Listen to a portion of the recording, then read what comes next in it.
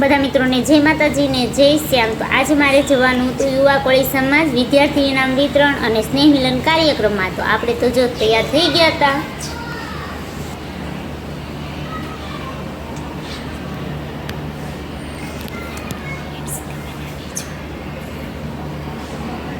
એટલે આપણે તો જવાનું હતું કાર્યક્રમમાં, એટલે આપણે તો વાળ સ્ટ્રેટ કરવાનું શરૂ કરી દીધું ને લઈને બેસી ગયા મશીન ને વાળ કરવા માંડી સ્ટ્રેટ।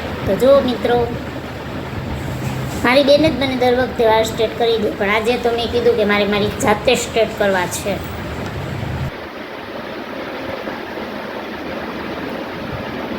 તો આપણા વાળ સ્ટ્રેટ થઈ ગયા છે ને હવે હું પાછી નહીં નાખીશું અને કપડાં ચેન્જ કરીને તૈયાર પણ થઈ ગઈ છું ને હવે આપણે જવાનું છે સ્નેહ મિલનમાં। તો આપણે પહોંચી ગયા ફાઇનલી સ્નેહ મિલનમાં।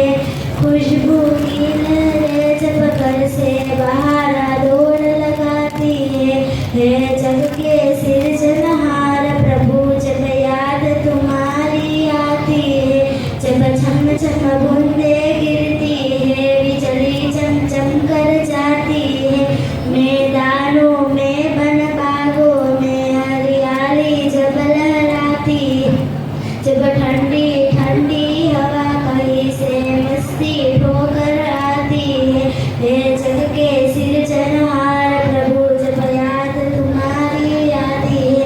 जय कोળી સમાજ। તો ઇનામ વિતરણનો કાર્યક્રમ શરૂ થઈ ગયો છે ને જો બાળકને સ્ટેજ ઉપરથી ઇનામ આપવાનું શરૂ થઈ ગયું છે।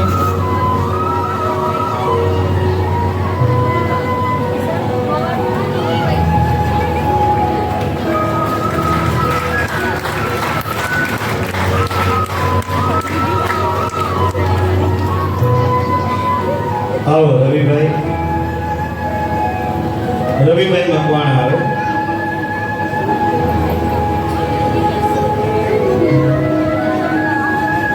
संजय भाई रविभाई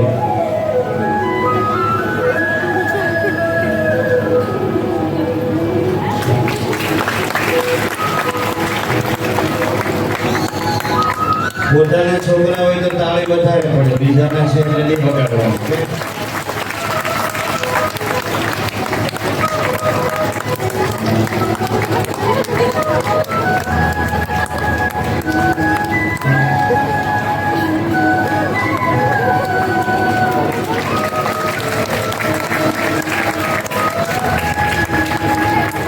વંશ પ્રકાશભાઈ 94.83 આ તમામ વિદ્યાર્થીઓને ઉમેશભાઈ અત્યારે પ્રોત્સાહિત કરી રહ્યા છે।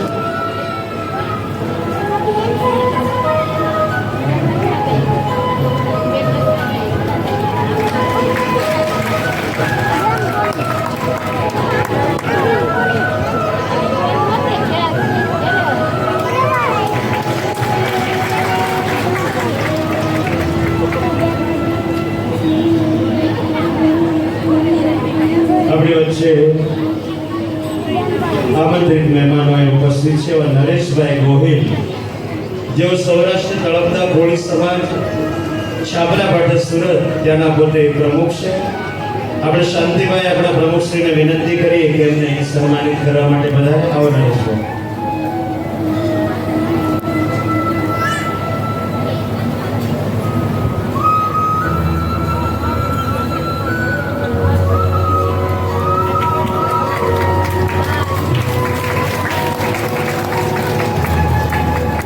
ललितभाई शियाने विनंती करीश कि आप सत्वर मंच पास आओ। मुकेशभाई बारैया जो समाजना अग्रणी है अपना मेहमान श्री मुकेशभाई बारैया ललितभाई शिया एमने सम्मानित करशे।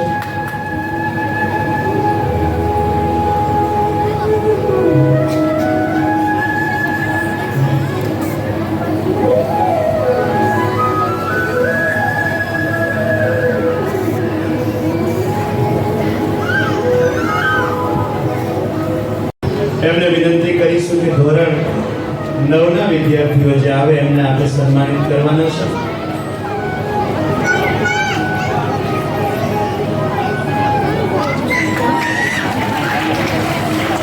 પ્રથમ ક્રમાંકે સરવૈયા ધ્રુવી અશ્વિનભાઈ 99.71।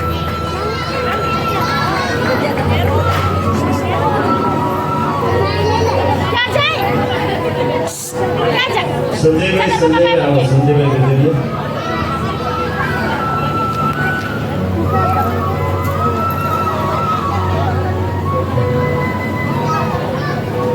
સરવૈયા ધ્રુવી અશ્વિનભાઈ 99.71 નવમા ધોરણમાં.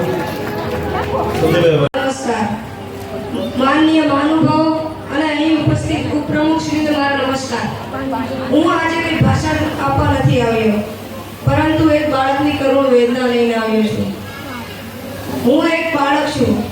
સ્વાભાવિક રીતે તો સવારે વહેલો ઉઠું છું. ઘરમાં મમ્મી અને પપ્પા હોય, કામમાં વ્યસ્ત હોય. હું એમને ગુડ મોર્નિંગ અથવા કંઈ પણ કહેવા માંગુ છું, પણ તેઓ ઉતાવળમાં હોય છે. શાળાએ જાઉં છું. રિસેસમાં વિચારું કે ઘરે જઈને મમ્મીને વાતો કરીશ, પપ્પાને કહીશ કે આજે અમે આ કર્યું, મારા ટીચરે મારા વખાણ કર્યા વગેરે. ઘરે આવું છું તો મમ્મીના હાથમાં મોબાઈલ અથવા કામમાં કંઈ વ્યસ્ત હોય છે અને મારી વાતો મારા હોઠ સુધી જ રહી જાય છે. મિત્રો, આપણે આપણા બાળકોને સમય આપવો જોઈએ અને મોબાઈલ અથવા કામમાં વ્યસ્ત ન રહીને તેમની સાથે વાતો કરવી જોઈએ. આજે દરેક ઘરમાં એવું જ ચાલતું હોય છે કે મમ્મી પપ્પા પોતાના બાળકને સમય આપતા નથી. બાળકો સ્કૂલથી આવે તો તેમને પૂછતા નથી કે તેમણે લેસન કર્યું, તમને લેસનમાં શું આપ્યું, તેમને સ્કૂલમાં શું કર્યું, શું રમ્યું. પપ્પા કામમાં જ વ્યસ્ત હોય છે, તો જ્યારે ઘરે આવે ત્યારે હું તેમની રાહ જોઉં. પપ્પા જમે અને પાછા બહાર જતા રહે છે. હું તેમની સાથે વાત જ નથી કરી શકતો અને મારા વિચારો તો મારા સુધી જ સીમિત રહી જાય છે. હું વિચારું છું કે મારા પપ્પા માટે મારા માટે 5 મિનિટ પણ નહીં હોય. રાત્રે સૂઈ જાઉં છું પણ મનમાં એક જ વિચાર લઈને મારા માટે પૈસા કમાવા દોડતો મારા માતા પિતા માટે મારા માટે થોડો સમય પણ નહીં હોય, મારી સાથે વાત પણ ન કરી શકે. આજે બધા જ ઘરમાં એ પરિસ્થિતિ છે, તો બધા અહીં ઉપસ્થિત મમ્મી પપ્પાને. તો હવે મિત્રો ફાઇનલી આપણો એના વિતરણનો કાર્યક્રમ પૂરો થઈ ગયો છે અને હવે જમવાની તૈયારી છે. બધા આવી ગયા છે જમવા.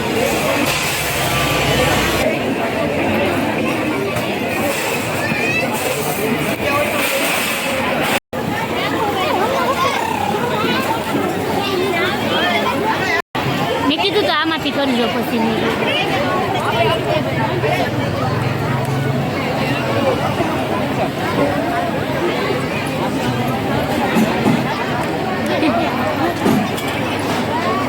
તો જો મિત્રો જમવામાં છે પનીર ટીકાનું શાક, રોટલી, ખાડા લપસી, ભજીયા, ચટણી, દાળ ભાત, છાશ ને ભૂંગળા. તો ચાલો બધા મિત્રો જમવા. તો આપણે જમવા બેસી ગયા છે. જો હું છું, મારી બેન છે, પછી આ મારા મામી છે, આ મારી બીજી બેન છે. તો ચાલો બધા મિત્રો જમવા. અને હવે હું મારો વ્લોગ સમાપ્ત કરું છું ને કાલે ફરી મળીશું નવા વ્લોગ સાથે. તો બધાને મારો વિડીયો ગમ્યો હોય તો લાઈક કરજો, શેર કરજો અને સબસ્ક્રાઈબ કરવાનું ભૂલતા નહીં. Bye bye.